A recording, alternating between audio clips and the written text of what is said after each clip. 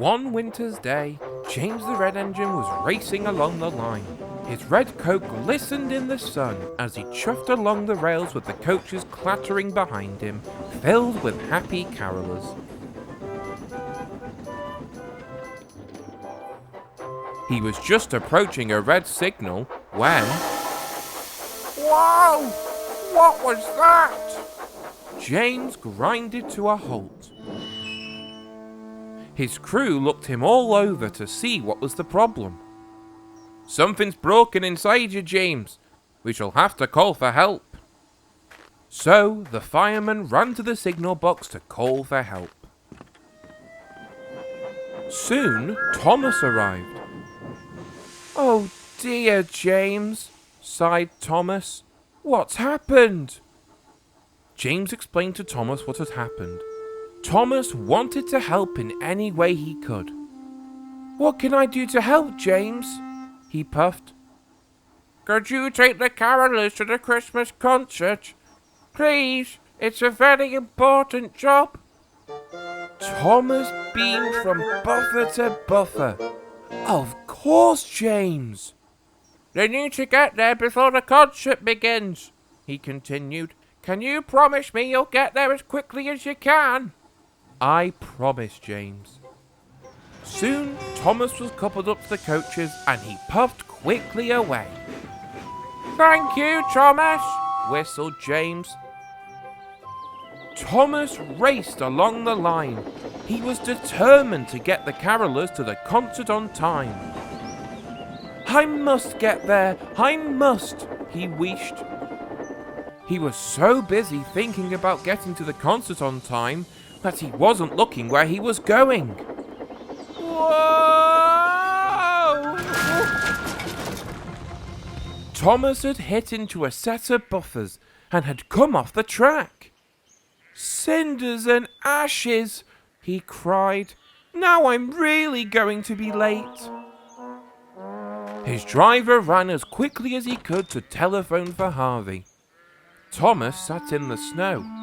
He felt he had let James down. Soon, Harvey arrived with the breakdown crane and put Thomas back onto the tracks. "There you go, Thomas." "Thank you, Harvey," he puffed. Then he looked up at the church close to the line and saw the time. "The carolers!" Thomas wished. He coupled up to the coaches and raced away. Thomas frantically puffed along the line. The concert was going to start soon, and Thomas didn't want to be late. "Must look at the track, must look at the track," he puffed. He didn't want to crash into another set of buffers again.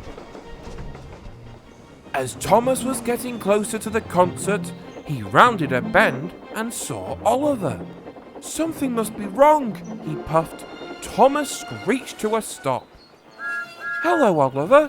What are you doing out here?" "I've run out of coal," he puffed. "I have to get this piano to the concert, or there'll be no music for the carolers to sing along to. Could you help me?" Thomas knew that he had promised James that he would get the carolers to the concert early, but he also knew that helping his friend Oliver would also be really useful. "Of course I'll help you," he whistled. "I can take the piano and push you to the concert too." Oliver was very happy. "Oh, thank you, Thomas." Meanwhile, Sir Topham Hatt was waiting for the carolers. He looked at his watch. "If the carolers aren't here soon, I shall have to cancel..." Then he heard a whistle. It was Thomas. He came to a stop and gave a massive sigh of relief. "We're here," he peeped. The carolers ran out of the carriages like angry bees. Sir Topham Hatt walked over to Thomas. He was not happy. "Thomas, why have you brought the carolers? And why have they only just arrived?" Thomas was about to reply when Oliver spoke up. "Please, sir," he chuffed, "don't tell Thomas off. He would have been here earlier, but he stopped to help me bring the piano to the concert." Sir Topham Hatt was surprised. Well, I must say, Thomas, I'm very sorry for shouting at you. Once again, you have proven to be a really useful engine. Thomas beamed. Thank you, sir. So, Thomas and Oliver listened from outside as the carolers sang and people clapped and cheered. Just then, James puffed up. James, you're all fixed. Yes, I am, he beamed. I feel as good as new. Thank you for taking the carolers for me, Thomas. I don't know what would have happened if you hadn't have come to my rescue. Thomas smiled. Like I said, James, I promised, and a promise is a promise, no matter what. James smiled in agreement. Merry Christmas, James. Merry Christmas, Oliver. Merry Christmas, everyone.